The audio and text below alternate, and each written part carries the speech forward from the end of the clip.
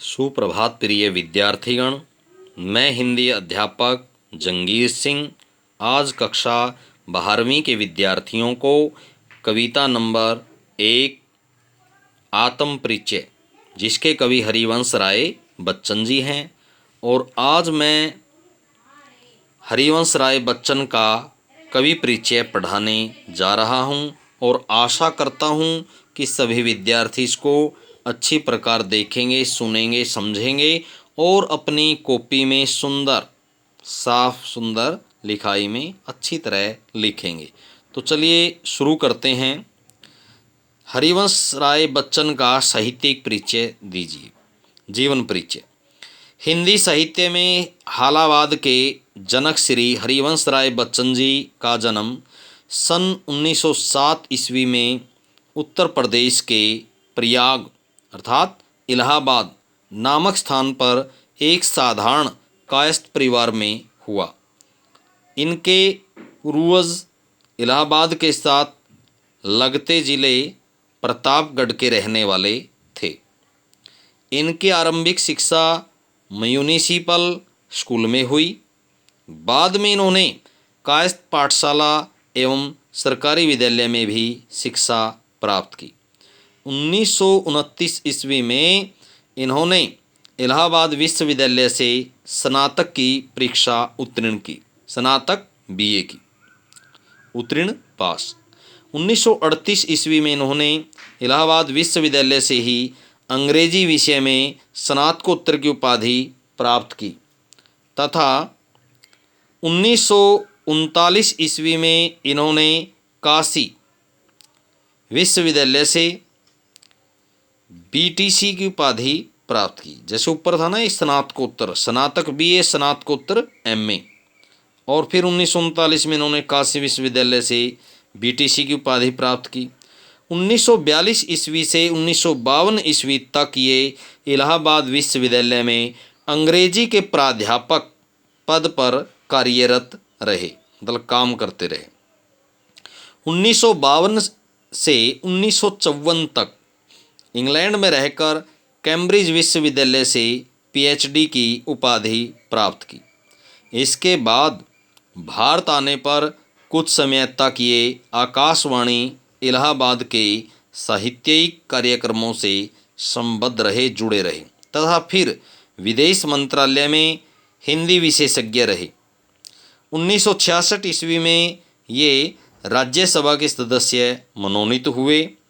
जीवन के अंतिम क्षणों तक ये हिंदी लेखन में व्यस्त रहे। 18 जनवरी सन 2003 ईस्वी में मुंबई में इनका देहावसान हो गया। रचनाएं। हरिवंश राय बच्चन जी की साहित्यिक प्रतिभा विविधोन्मुखी थी। यही कारण है कि उन्होंने हिंदी साहित्य की गद्य एवं पद्य दोनों विधाओं में अपनी लेखनी चलाई, दोनों में अपनी रचनाएं की, गद्य और पद्य में। और अपनी लेखनी से, जो कलम है अपनी लेखनी से हिंदी साहित्य को समृद्ध किया, समृद्ध, सुदृढ़, मजबूत। इनकी प्रमुख रचनाओं के नाम इस प्रकार हैं। काव्य संग्रह मधुशाला, मधुबाला, मधुकलश। वैसे तो 3 रचना इनकी क्या प्रसिद्धि का कारण रही है।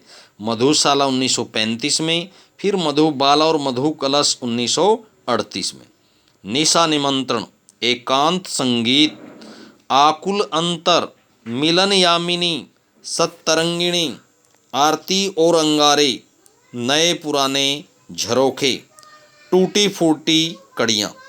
फिर नंबर 2 पर है आत्मकथा 4 खंड, क्या भूलूं क्या याद करूं, नीड का निर्माण, फिर बसेरे से दूर, 10 द्वार से सोपान तक। देखिए विद्यार्थीगण, यहाँ जो सोपान है, वैसे सोपान का शाब्दिक अर्थ सीढ़ियाँ होता है। नंबर 3 अनुवाद, हैमलेट, जनगीता, मैकबेथ। ये जो अनुवाद है, ट्रांसलेट किए इन्होंने दूसरी भाषाओं से हिंदी में। जैसे मैकबेथ है जो अंग्रेजी का है ये, और इसको क्या है, इस जो ये प्ले है मैकबेथ, इसको इन्होंने क्या कर लिया है, हिंदी में ट्रांसलेट कर लिया, अनुवादित कर लिया। नंबर 4 पे है डायरी, प्रवास की डायरी।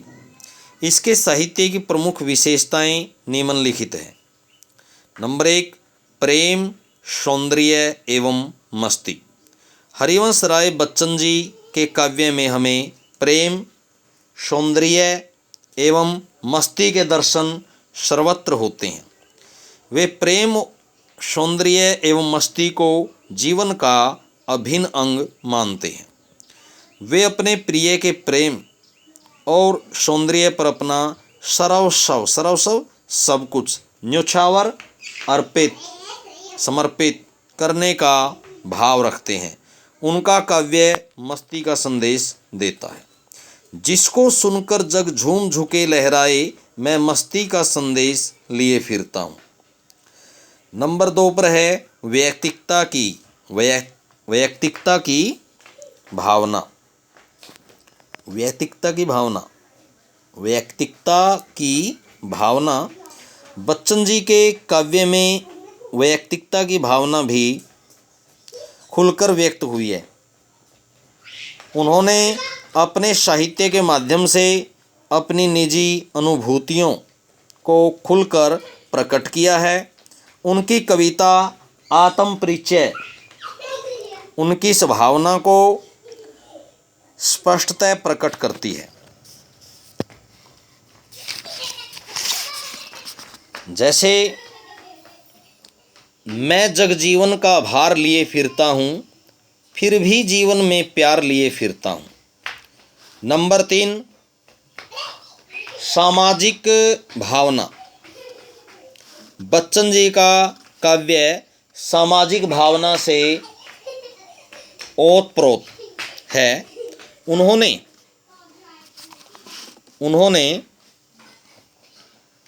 अपने काव्य के माध्यम से न केवल सामाजिक यथार्थ का चित्रण किया है, अपितु बल्कि अनेक सामाजिक धार्मिक कुरीतियों रूढ़ियों पर भी प्रहार किया है तथा सांप्रदायिक सौहार्द की भावना व्यक्त की है। मंदिर मस्जिद वैर बढ़ाते, प्रेम बढ़ाती मधुशाला। नंबर 4 पे मानवतावादी भावना। बच्चन जी के काव्य में उनकी सच्ची मानवीय भावना के भी दर्शन होते हैं। अपनी मानवतावादी भावना के कारण वे न केवल प्राणी मात्र में प्रेम भाव का संचार करना चाहते हैं, अपितु मनुष्यों को जीवन के उचित मार्ग पर चलने का भी संदेश देते हैं। वे कहते हैं, अलग अलग पथ बतलाते शब्द, पर मैं ये बतलाता हूँ, राह पकड़ तू एक चला चल, पा जाएगा मधुशाला। भाषा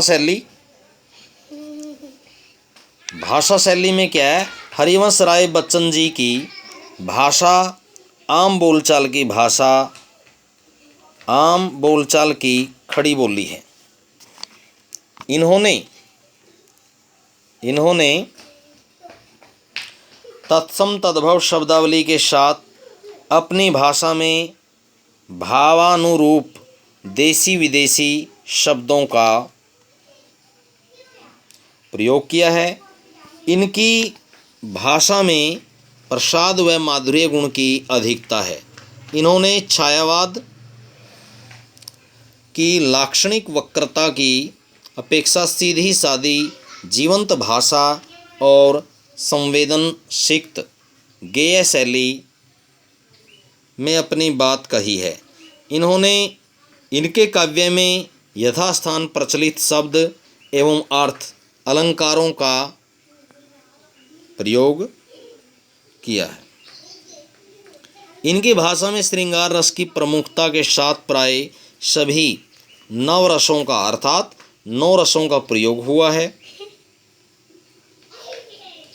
श्रृंगार में भी संयोग की जगह वियोग श्रृंगार का चित्रण इन्होंने अधिक किया है। इनकी भाषा में बिंबों एवं प्रतीकों की भी भावानुरूप योजना हुई है। इन्होंने ऐन्द्रिक बिंबों के साथ अनुभूति परक बिंबों का भी खुलकर प्रयोग किया है। देखिए प्रिय विद्यार्थीगण, ये हमारा आज का अपना ये जो कवि परिचय है हरिवंश राय बच्चन पूरा हो गया है, और आशा करता हूँ कि सभी विद्यार्थी ध्यानपूर्वक इसको सुनेंगे, समझेंगे और अपनी कॉपी में लिखेंगे। धन्यवाद।